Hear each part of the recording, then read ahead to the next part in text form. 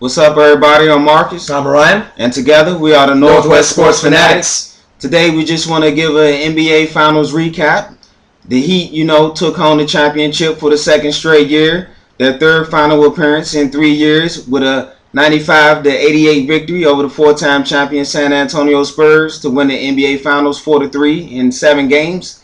One of the most exciting NBA Finals that I've ever seen. It was actually the second most viewed NBA Finals in history with over 27.3 million people tuned in. Now, Orion, what are some of the things that the Heat did well to bring home the championship trophy? Well, I think, Marcus, as we know, it's legacy. LeBron James, he played great. 37 points, 12 rebounds, 4 assists. He played solid from beginning to end. Dwayne Flash Wade, he came to play. He had 23 points and 10 rebounds. So those two played great, and that kind of made up for the 0 points with Chris Bosh, Mike Miller, Ray Allen. I didn't really see that coming. But the key of the game, I think, was Shane Battier. 18 points, 6 threes. Who would have thought that he would have finally came to play? And I think that really made the difference in the game. What do you think? Yeah, also, you got to give a shout out to Mario Big Game Chalmers. He had his second straight solid game in a row, ended up with 14 points. And again, Birdman came to play. Bird, he came to play. He brought that energy, that defensive presence. When he comes in the game, that's what he's going to bring. He's not going to be the stat stuffer. Now, what do you think this does for LeBron's legacy? I think the legacy stays intact for now, for at least one more year.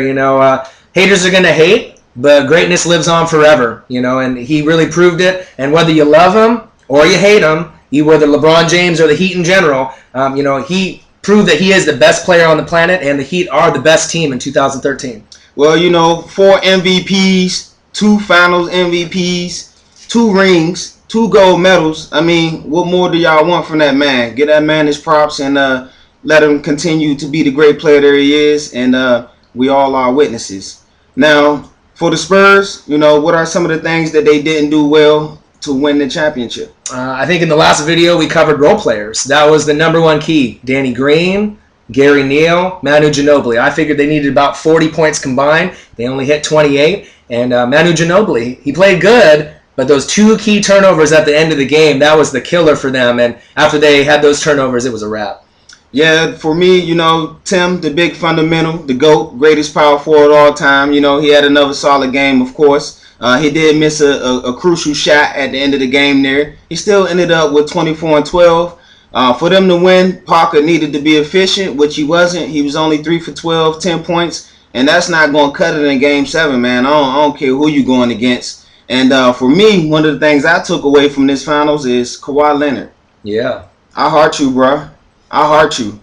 19 points, 16 rebounds. He was by far the best player on the court for the Spurs. And he is the franchise going forward. Yeah. So, with that being said, what is your outlook for both teams going into 2014? I think for the Heat, it's very possible that they can three-peat. I don't think it's out of the question. They're going to be the favorites, not only in the East, but I think altogether in the NBA. And then as far as the Spurs are concerned, you got to build around Kawhi Leonard. He's the best player besides Tim Duncan and Tony Parker. You got to build around those 3 players, but it's going to take a while for that team to get there again. Probably a few years to rebuild. And if they can get another type of player like Gary Neal or Kawhi Leonard to join forces, then maybe they'll get there sooner than later. And if Popovich retires, you may be looking at a few more years after that. All right, so this was a great NBA season, and I appreciate it. We had a lot of fun. This NBA season was admired by a lot of injuries to some of the star players, so we wish them the best, getting healthy, coming back for 2014, and giving the fans what they want to see.